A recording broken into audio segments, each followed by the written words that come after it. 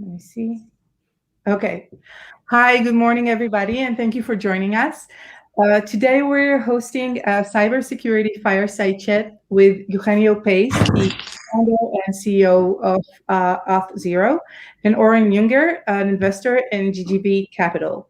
For those of you who are first timers in an ICON hosted event, ICON is a nonprofit organization that helps Israeli entrepreneurs by bridging the Silicon Valley and Israel. So I'm going to attach our website here in the comment section in case you have any questions, and feel free to submit your question to the speaker during the session in the comment section. Thank you again, and enjoy the session. Oren, it's yours. Thank you, Liat. Hello, everyone. My name is Oren Junger. I'm a venture capitalist here at GGB Capital. I was born in Israel, but now I'm here in San Francisco. GGB is a global venture capital firm with over $9 billion under management. We're a huge fan of cybersecurity, and we invest heavily in the Israeli market. That's why we're so excited to partner with ICON on the Iconic Cybersecurity Series and their ongoing investment in building the Israeli founder community across Israel and the US. I also want to thank our good friends at Wild Ventures for co-sponsoring this event with us. Last but not least, I want to thank you all for joining this iconic fireside chat with a truly iconic founder and CEO. He's the catalyst behind Auth0, which is the world's leading identity management platform for app builders. Auth0 is used by over 9,000 enterprises and secures over 100 million connections each day. It was recently announced that Okta is acquiring Auth0 for $6.5 billion. That's with a B. I'm really thrilled to have Eugenio Pace with us today. Welcome, Eugenio. Great to be here. Thank you, Oren. And hello, everyone. Eugenio, I have a really long set of questions for you today. But as Liat mentioned, for everybody here in the audience, feel free to submit your questions, and I'll do my best to address them as we go along. Okay, so let's dive right in. Eugenio, tell us about Auth0. What does it do, and who's using the product?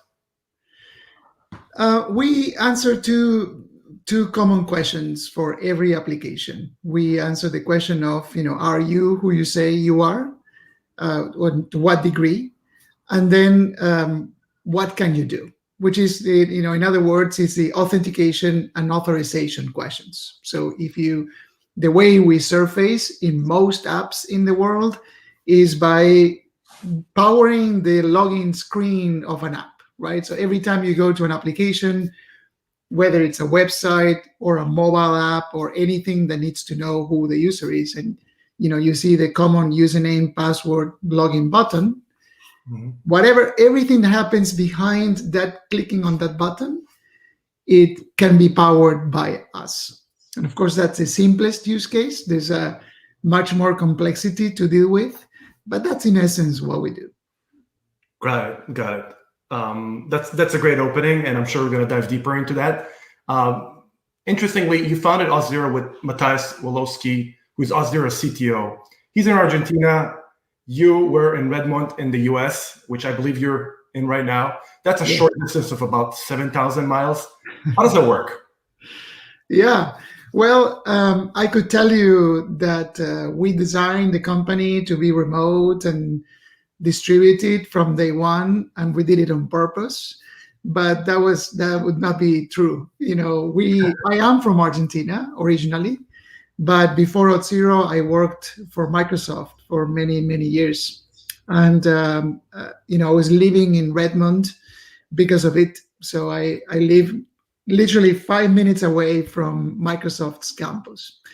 So in 2012, at the end of 2012, when Matthias and I were thinking about this opportunity, I was not going to go back to Argentina because now my life is here in Washington State, right. And he is living in Argentina and was not going to move to the US. And so we said, well, we kind of have to make lemonade out of lemons, and let's see if we can make it work. And fortunately, before Auth0, while I was at Microsoft, he was already working for my team.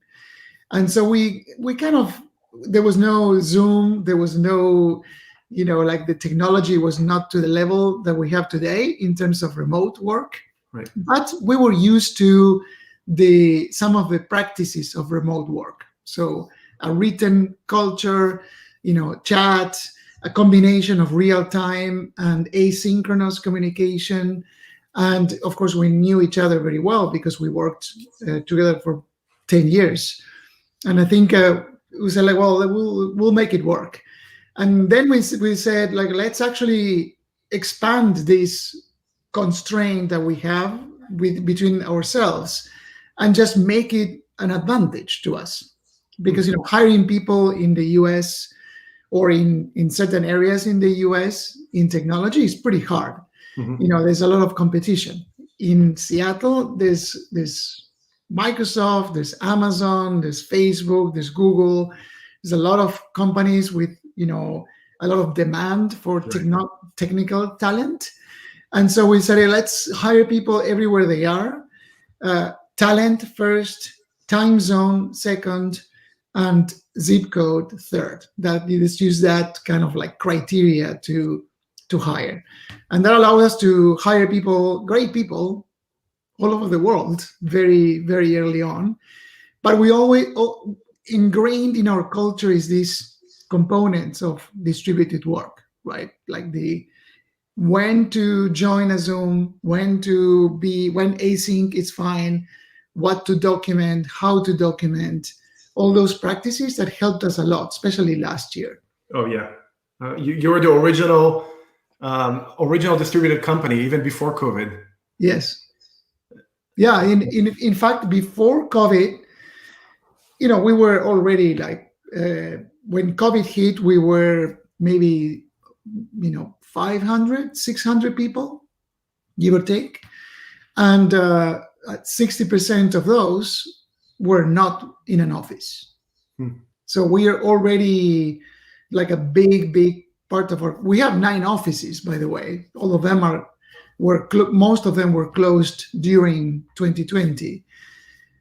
But not everybody works in an office. And even people who are associated with an office don't necessarily go there every day, like me. You're seeing office number 1, which is my home office. But we have 3 floors in a building here in Bellevue, very close to where I live. And I didn't go there every day, even before COVID. So that's actually quite interesting, because a lot of companies are thinking now about the new model of, we've seen in person, we've seen now remote, and now people are dabbling with hybrid model. It seems like you've been at it for a while. How do you do it, and how do you make sure that people that are not around have the same culture and values and are able to interact with folks that are in an office setting together? Yeah, I think so.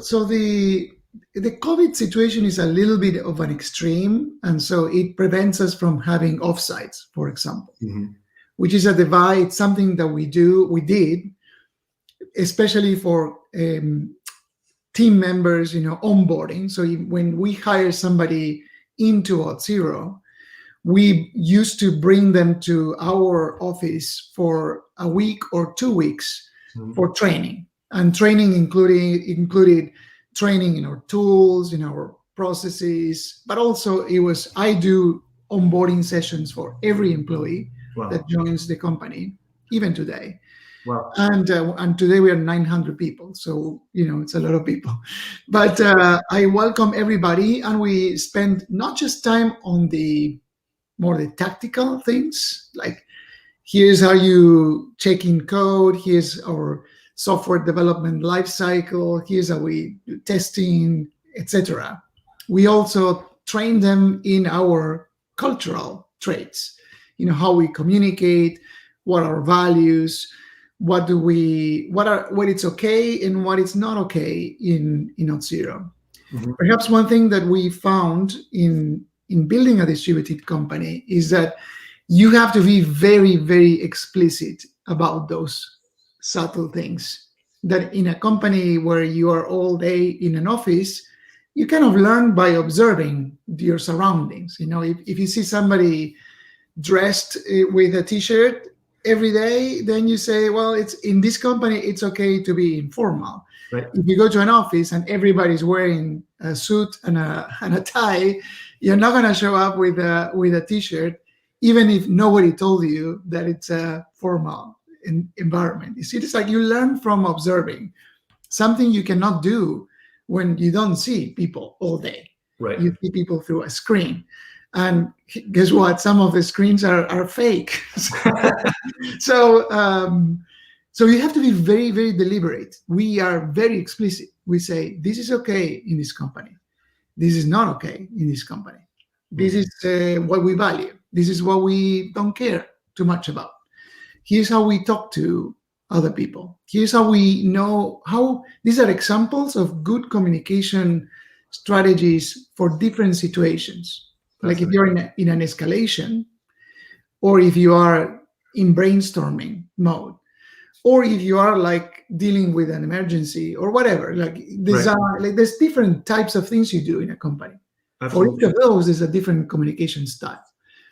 We are super explicit about that. That's amazing. You're able to extend your values and your beliefs and culture beyond the boundaries of physical locations and extend them to different countries. I want to push forward and talk more into Auth0, your go-to-market, and your success story. So Auth0 is it a developer tool or a security solution? And why does it work so well? And perhaps if you can chime in on where does security get involved in the process? Well, on the last question, security, it's absolutely important for us. So we invest very heavily in it. We have professionals. We have a very large security team. And we also use experts from outside the company as well to help us, always stay on top of what we do. We have 4 principles in the way we design our system. The first one is trust. And if you're in the authentication business, essentially you are giving us the responsibility of holding keys to your apps. 100%. And so if you don't trust us, there's no point in even talking to us. And so we do everything we can to build trust with everyone, to all of our customers. The second is that we are the expert in the domain. So we want to invest in learning all the different ways users can be, our systems can be authenticated. Because it's not like, username and passwords is what we are all very familiar with, but it is not the only way. And hopefully it's going to go away, sometime soon. There's other ways of authenticating users which are better. And now we see it in our daily lives. I use my phone. Right. I mostly don't use username and password. I use my face. And biometrics now are more widespread. So anyway, security is important. We are the experts, so you don't have to be an expert in this necessarily. So if you want to be an expert, great, but we don't force you to be an expert on how OpenID Connect works or how SAML works, which are like industry standards for authentication. Right. The third one is simplicity. We remove all complexity because complexity in systems leads to weaknesses that leads to lower security. The more complicated the system is, the more likelihood that you have like a weakness that somebody can exploit. But the fourth criteria is the extensibility, because there's, as much as we like to draw very nice drawings on a whiteboard as engineers and we say this is an elegant solution, the real world, it's all messy and there's a lot of legacy that people have to deal with and corner cases and coexistence of systems. Everybody has already, unless you're a startup that you start from scratch with us, everybody else has something in authentication already. And we cannot just throw it away one day and big bang and have another, use us. You have to coexist over time. So extensibility is the fourth criteria that we build Auth0 with.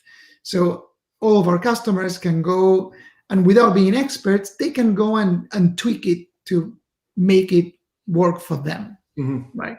Those are the four criteria. Security, as I mentioned before, we, just to give you an idea, 40% of our team So we are 900 people. I have to do the math in Spanish. 360 people are in engineering, in design, in security. So they are like product people. Right. So 40% of our team, it's That's a lot. dedicated exclusively to delivering the service. Everybody else, it's finance and operations and sales and customer success, etc. But it's a big technical investment that we make, so you don't have to make it, right? That's the value proposition, really. Right, but talking about the value proposition, who's the users that you're trying to engage with on the other end? Are those developers, or they're DevOps people, security? Who are the folks that are actually using Auth0? The primary customer of Auth0 is a developer. So if you're building an application of any kind, it could be an application for consumers. Let's say you're a newspaper. So if you're a newspaper or a movie streaming system, you need to, consumers log into your app and they watch a video or a movie, or they read an article on the newspaper. That's one use case. The person who's building that, the portal or the streaming platform or anything that is consumer oriented, that it's one of our customers. That's actually one of our most common use cases. It's what we call B2C, businesses to consumers. So consumers of an app. The users that we protect are our customers' customers. Mm-hmm. The key characteristic there is volume. And so we have customers with hundreds of millions of registered users. Mm-hmm. And they log in, billions of logins per month that happen through our platform. Exactly. So that's consumer land. In consumer land, security is important because there's credential stuffing attacks, there is account takeover, there is there are sites that sell accounts. Like you can go now and say, I want an account, a Netflix account with, and you pay $5 for that Netflix account with that properties, access to certain features. So there's like this black market of accounts. And so those are like the typical concerns there: volume, scale, spike. So if you're like a sports streaming consumer company and there's like a football game or the World Football Championship, the day Barcelona plays with Manchester United, there's a lot of people logging in at the same time. So you have these spikes in traffic. Those are the typical concerns. Gotcha. The second use case. Yeah, go ahead. Sorry, go ahead. Oh, that's fine. No, the second use case, I was going to say, it's more like the business to business use case. So if you're a software company and you're building software for companies, not for consumers. So let's say you are, like, just to mention examples in our world, like Atlassian is a customer of ours. So if you log into Atlassian's cloud system, so Confluence and Jira Online, like the not the on-premises version, the older on-premises version, but the cloud version, when you log in with a company account into them, you're going through Auth0 as well. So it's very different use cases. It's not consumer, it's not an individual, it's an employee of somebody else. But in any case, you don't you basically allow developers to implement authentication or anything identity management related without reinventing the wheel, basically.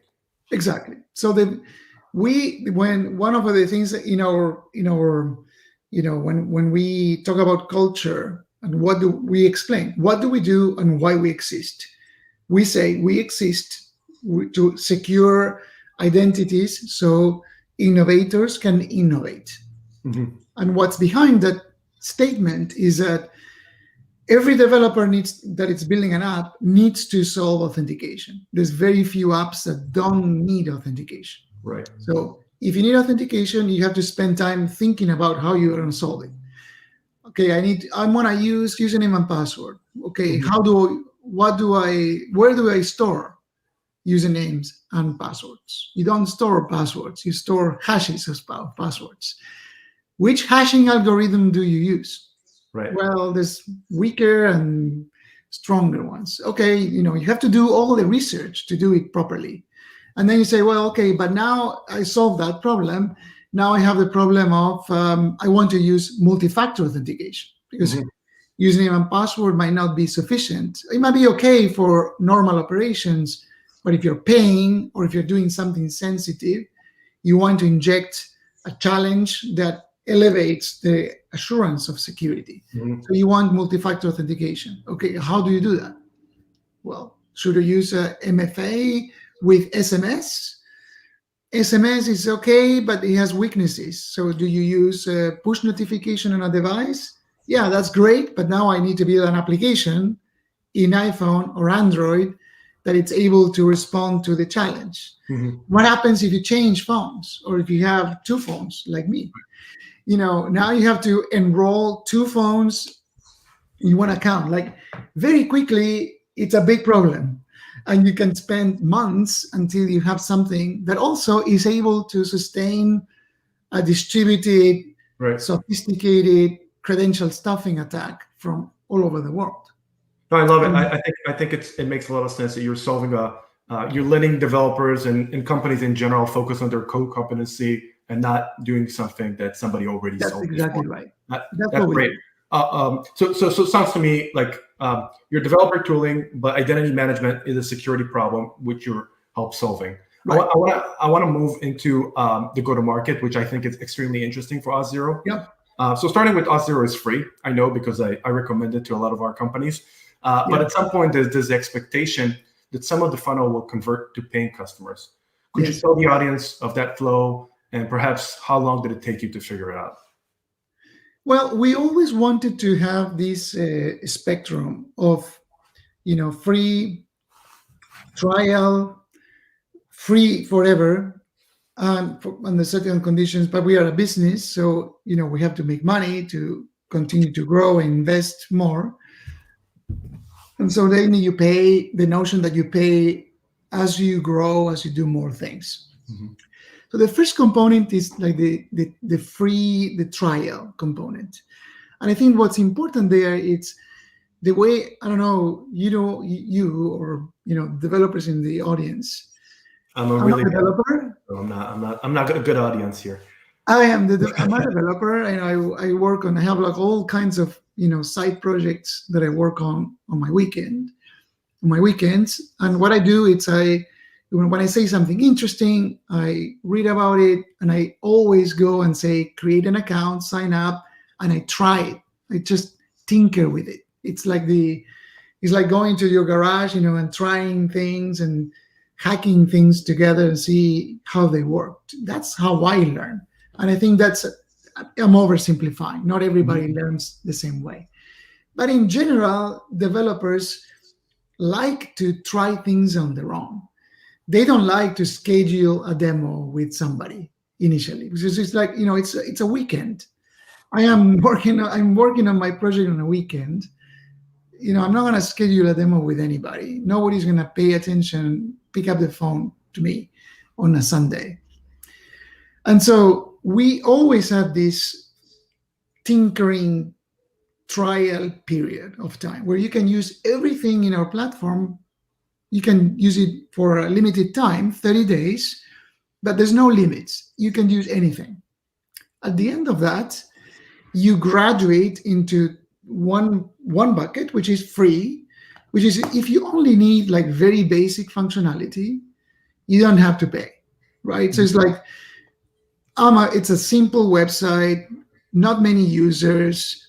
I don't need all the sophistication, I don't have millions and millions of users, as an example.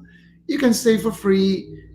Under that, our hope is that one day you will say, oh, but now I'm working on a bigger project. Or, my little side project became bigger and it became successful, and it grows and we grow with you. So that happens quite a bit, actually. There's a lot of startups Mhm. that start with our free plan, and we also have like more advanced startup plans where, similar to what Amazon does or Microsoft does, we give you for some period of time while you're figuring out product market fit, you can use more with discounts or with advantageous terms.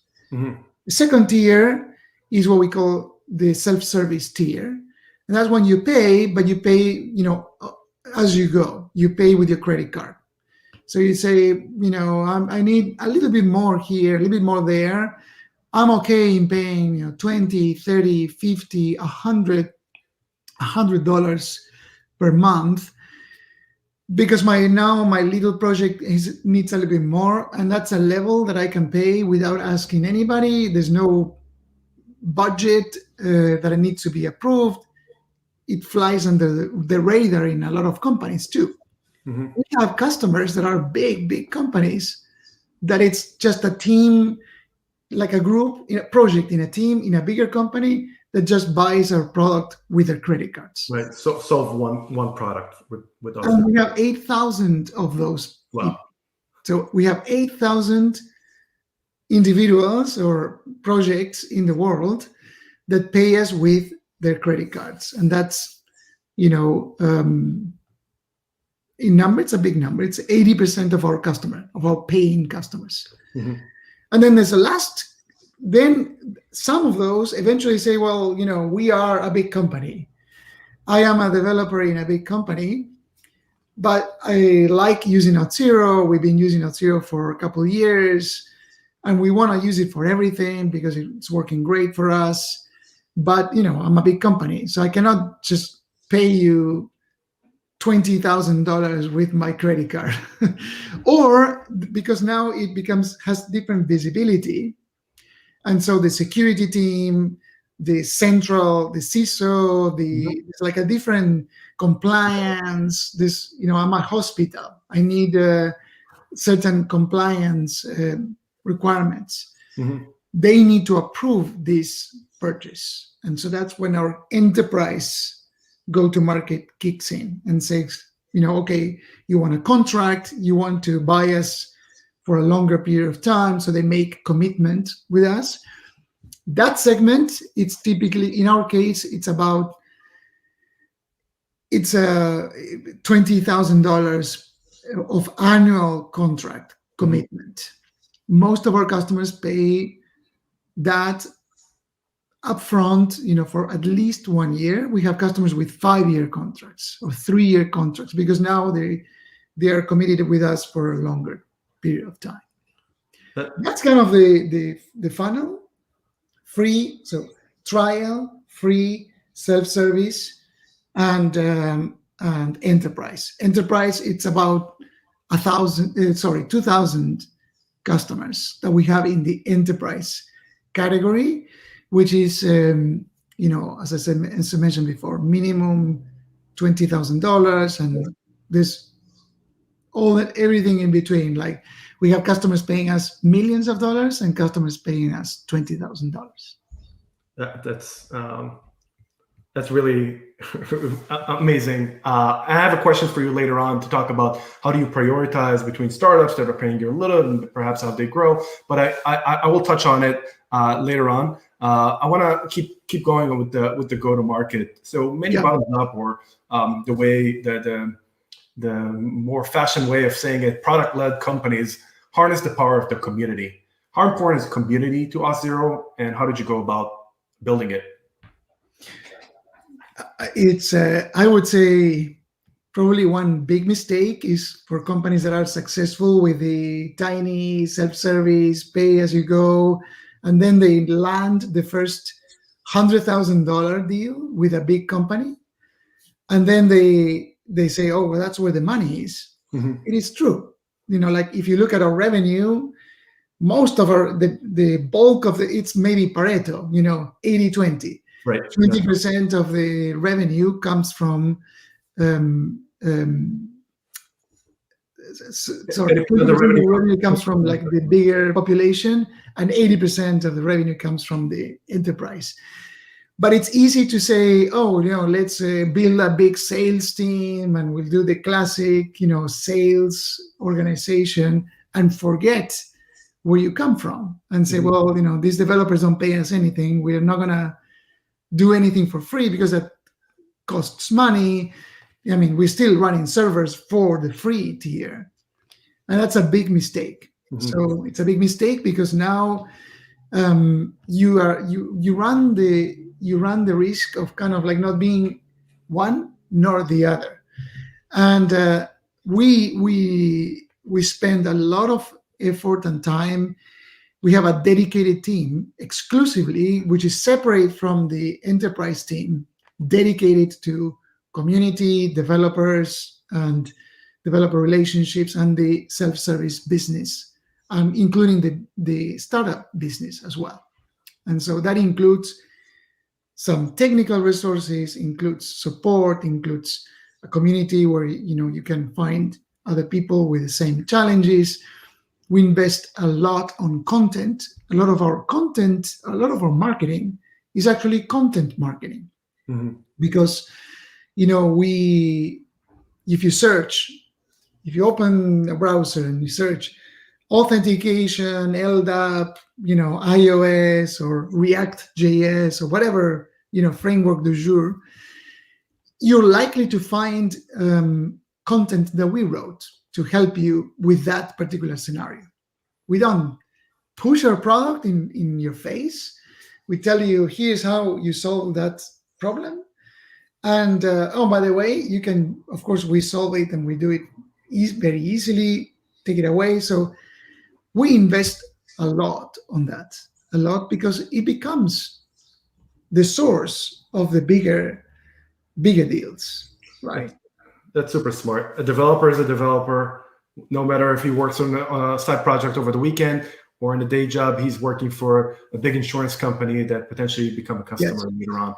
He's a few. You'll be surprised, how many deals, like multi-million deals, that all started with a developer that was doing like a side project on a weekend and say like, why are we reinventing the wheel? Right. I wrote my little project over the weekend with Auth0 and it just works.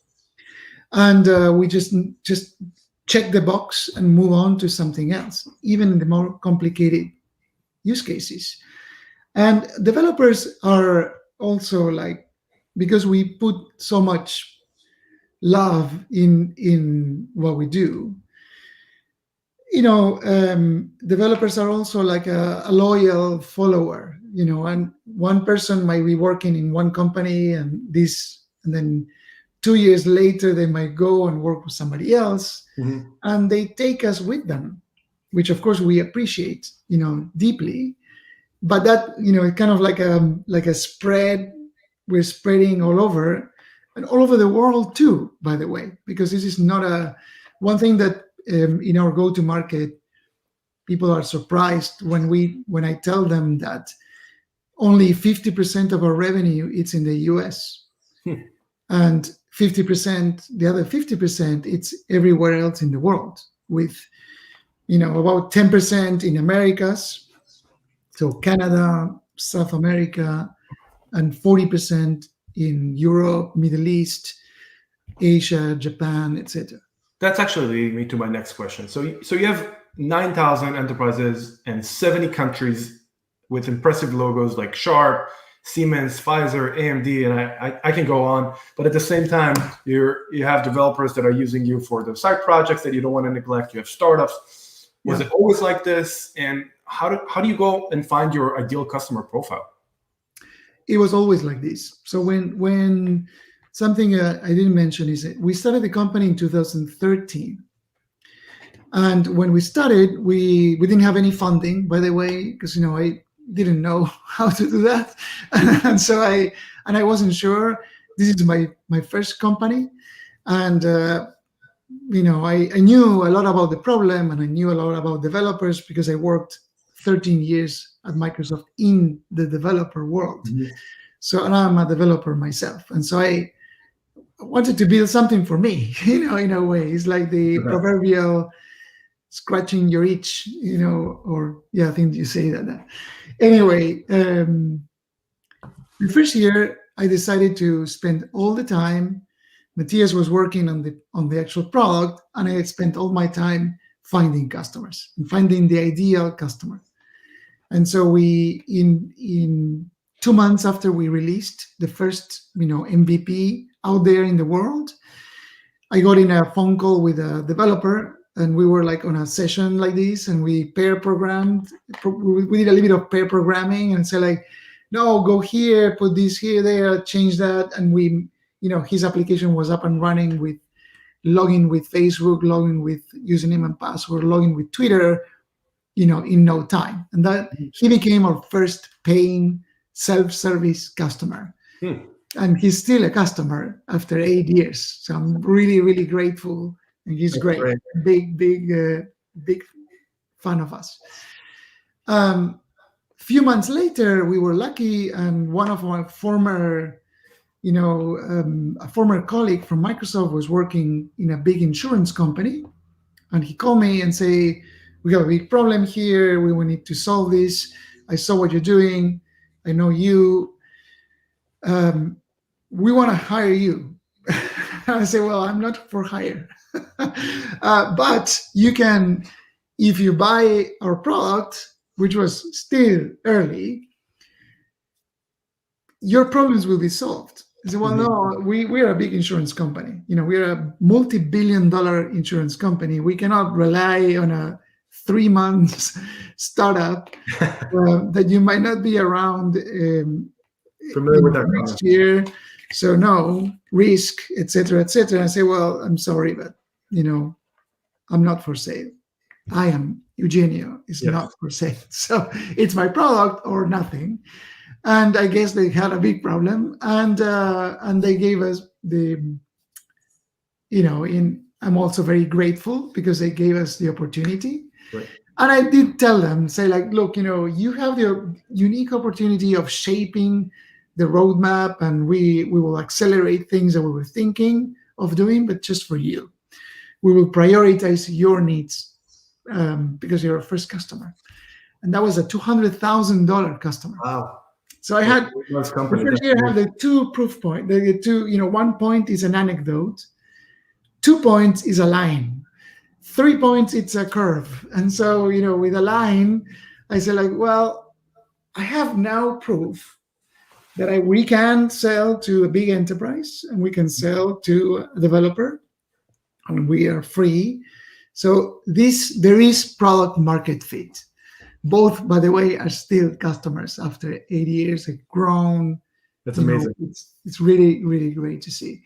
But being in security meant that we actually invested early on the harder enterprisey things that maybe in another domain you wouldn't do.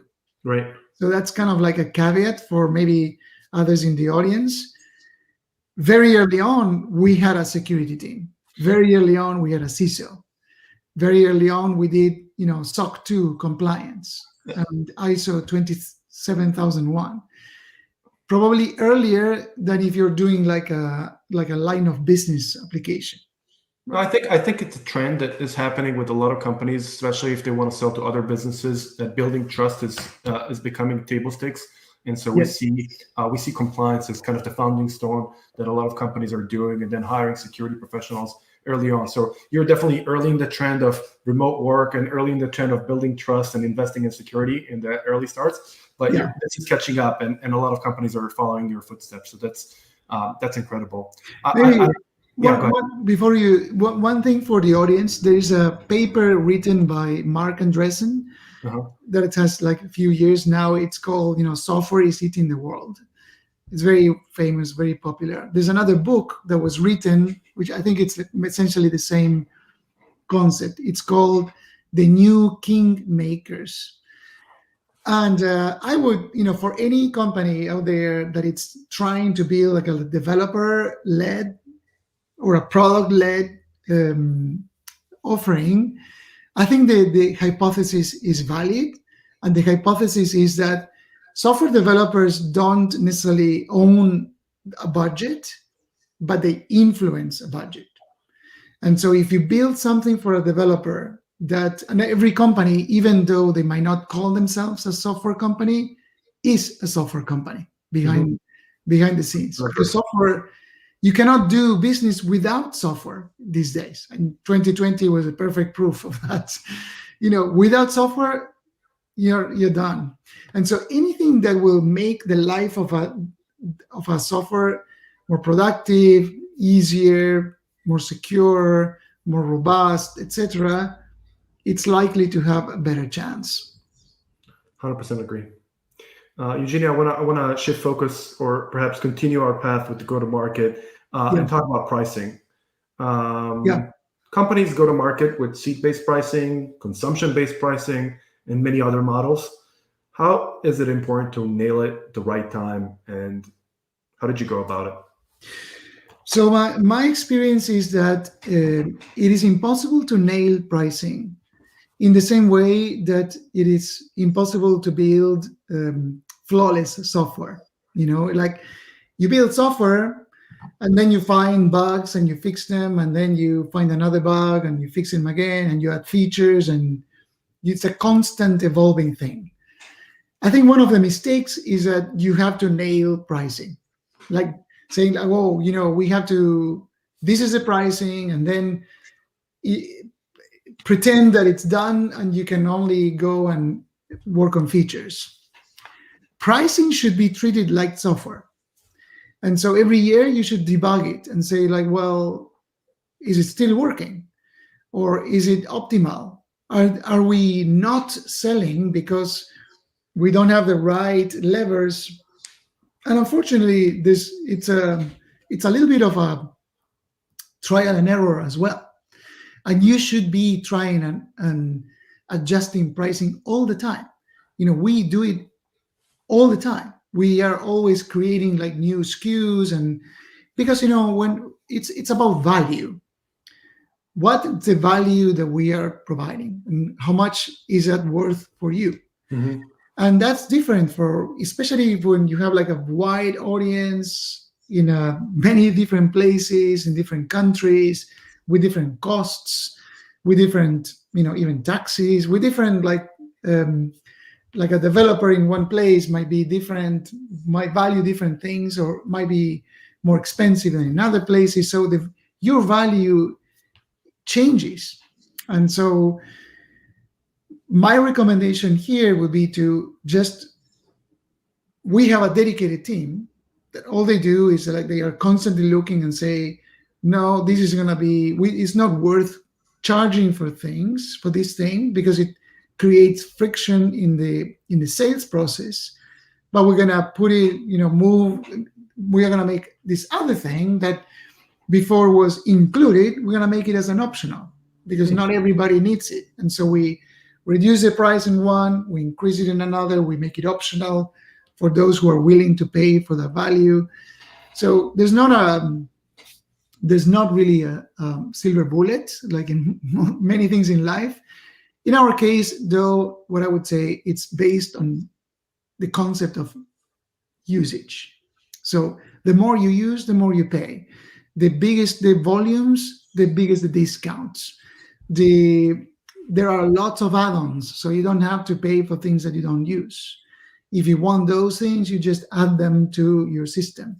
We use a system of true-ups. So you pay up front. If you pay for 3 years up front, if you commit for 3 years, then any price changes, you're protected from them, because you committed up front. So you say, in our case, it's the basic unit is the active user.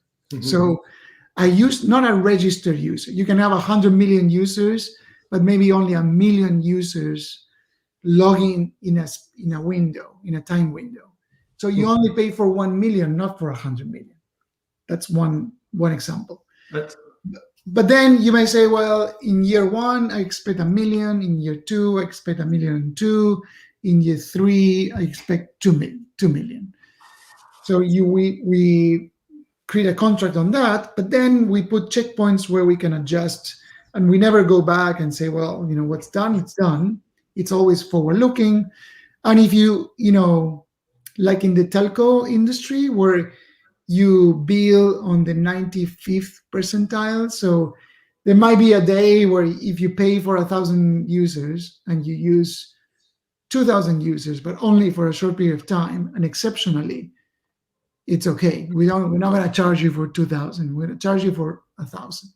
So we use things like that, which seem to be working fine. But the bottom line is, like, you need to be prepared to change it all the time and increase prices, and not be afraid to ask for payment, for what you do.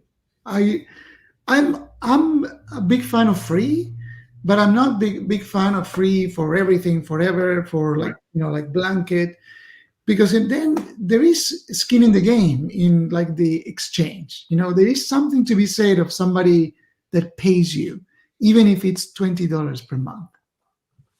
That's super insightful. I think pricing is so difficult, and your insights were Very difficult. extremely powerful and useful for the founders on the line. Yes. Okay, I want to move forward, and also I want to open it up for folks to ask questions. So my last question here is that you recently announced that you're joining forces with Okta, another identity giant.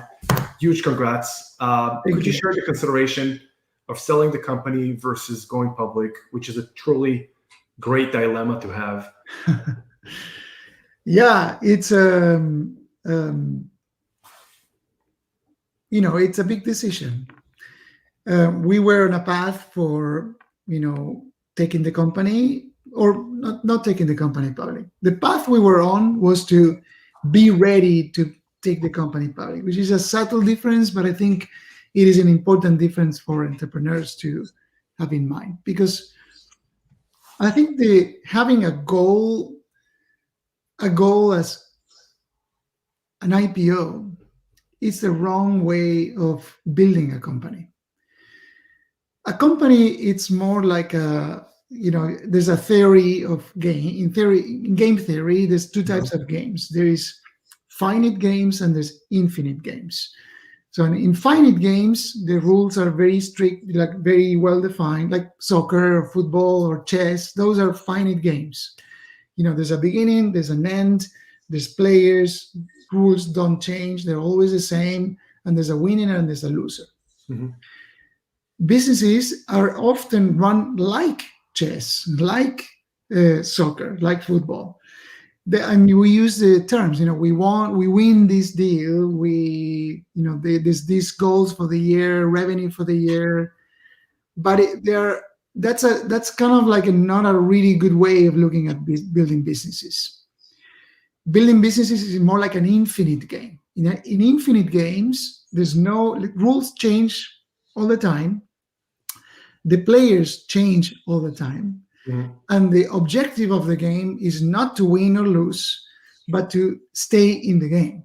In other words, the company is still around and doing things valuable for their customers. And so an IPO, it feels a little bit like the championship, like the World Football Championship. But then what? It's not like you go public and you're done. The next day, you still need to support customers, and you need to grow, and you need to continue to sell, and you need to do all other things. So you IPO for mostly 4 reasons, in my limited experience, but experience nevertheless. You do it for raising funds. You do it to provide liquidity to your investors or your employees. Mm-hmm.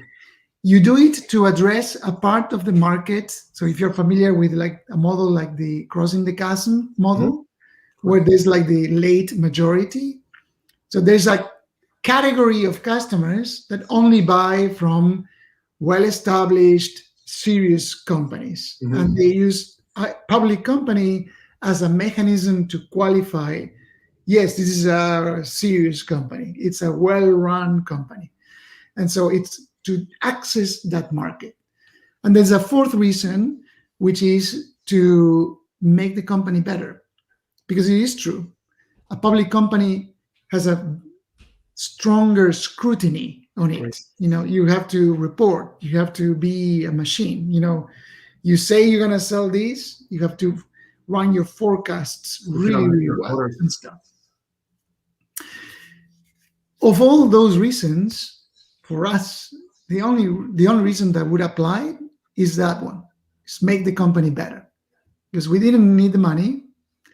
We can provide liquidity to shareholders and employees in different ways, through secondaries or not. And there is private capital available. I'm sure you know this better than I do. There's a lot of capital available. People are raising money in other ways than just going public. And we don't need to sell to the late majority just yet, because we have not exhausted the early majority. It's a massive market. It's like we are less than 1-digit percentage of the total addressable market. So we can still sell what we have without bothering with that group. But it is making the company better. So I would encourage everybody to think about Infinite and then use IPO as a mechanism to make the company better, primarily. Unless you don't have access to capital or all the other reasons too. So for us, joining forces with Okta was more about the growth opportunity than the classic exit. Because the deal with Okta, it's an all-stock deal, first of all. So there's no cash. Sure, it's a public company, so we can sell the stock that we get, right? But we're not doing this to get cash. Because even when you take Okta and Auth0 combined, and you look at the market that we address together, it is still a single digit. We are a drop in the ocean of what we can do. So you think together there's actually acceleration of growth? Yes. So Okta is a company that is growing. If you look at their last earnings, they're growing like 40% year over year, which is very impressive. Very impressive for their. Very impressive. We grow at 70%. Of course, we are smaller, but not that smaller. So, you might think that this is like a big company acquiring like a tiny, tiny company. No. That's not necessarily the case. We are both relatively same age, cloud natives. Identity is all we do. It's the same domain. Together, by joining forces, we can tap into the opportunity faster than if we go on our independent paths. Because even the competitive aspect, you might say, oh, well, they are competing. We're actually not that big of a competitors, because identity and access management is a big space, even though it might not look like it's a big space. It's a little bit like saying storage. Storage can be anything from SSD disks, right, all the way to a database. And within database, there's relational database and document databases and whatever. It's a massive space. Okta primarily sells into the IT workforce single sign-on domain. That's their core business. Our core business is developers and more customer identity. So the two TAMs, this TAM, it's $30 billion. The workforce security TAM is $30 billion, which is already like an insane number. The CIM developer world, it's more or less $25 billion. So let's say it's equal. Together, we have like a $60 billion TAM to go after. That's today, and that's only growing. And that's growing. And so by joining forces, we can we do it on our own? Sure. But together we can do it faster and better and more secure. And we have access to, and they are a public company, so we can accelerate our journey into the rigor and scrutiny and transparency of a public company through them. So it's almost like taking a little bit of a shortcut in going public, because we do it by association, Right. not by ringing the bell, ourselves. But we, our systems and everything was we were getting ready anyway, and so it's more like a merger than an acquisition in many ways. I agree, and definitely with the size. That's super insightful how you analyze going public and a moment in time and the 4 different reasons, and the fact the goal is just to make the company better, and you have. The industry and our customers, customer first. It's a Okta core value, and one of our values is we give a shit. We give a shit about customers.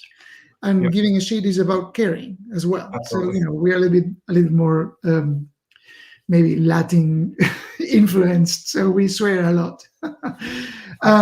But it's the core values of the companies are also compatible, which is absolutely required. If there's no common ground, then acquisitions don't tend to go really well. Hey, Eugenio, there's a question that keeps popping up, and I'm sure a lot of folks here would love to hear your thoughts of where you think the future of the identity access management market. There's authentication, there's authorization. Somebody specifically asked about passwordless, that is gaining more momentum, not only for our day-to-day, but actually businesses that are selling it either to their other customers or to the other businesses. How are you thinking about that? Well, that's a great question. I want to be, at least in part, contributing to removing password from the world.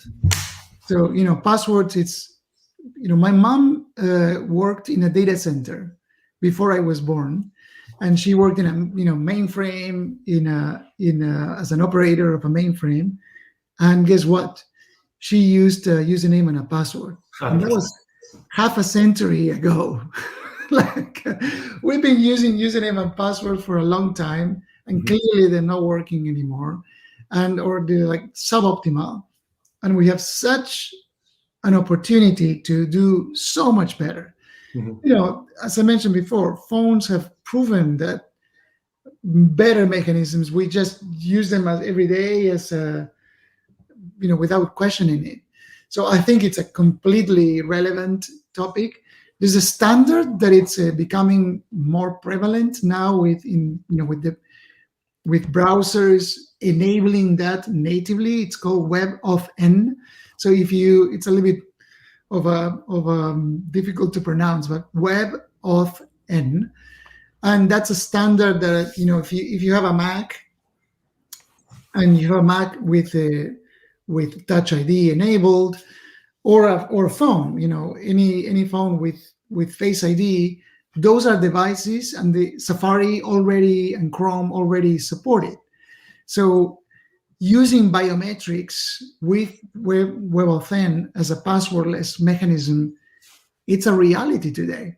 Now, adoption is very, very low. So we need to work on, moving people forward and just replacing the experiences. So totally on the right track, more secure, better experience. YubiKeys are another mechanism that use kind of the same similar underlying protocols, and they're becoming cheap and accessible. So, prediction is like, I hope I will live to see the death of passwords and the emergence of passwordless, even if it's not as sophisticated. There's an application that I've been using with my family, which is like a family story app, very, very interesting. And they use email passwordless, which I thought it was brilliant. We're not dealing about super sensitive, payments, it's not your banking information, it's not your healthcare information. The way you log in is you enter your email, you get an email, you click a link on your email, and that's it. That's a use case that we support, by the way, which is brilliant for a number of apps. It's sufficient. Well, I'm really hopeful to be in the same boat of seeing passwords go away, and definitely Yes. a great believer in the passwordless world, and hopeful that perhaps Auth0 and Okta together can have a dent on this big problem. Well, Eugenio, I want to thank you so much for joining us today and sharing your fascinating stories and learnings from one of the leading, most impressive dev-first security companies in the world. Thanks, Eugenio. Thank you. I hope it was useful. Thank you. It was great. Thank you for everybody on the line, and great questions. Enjoy your day.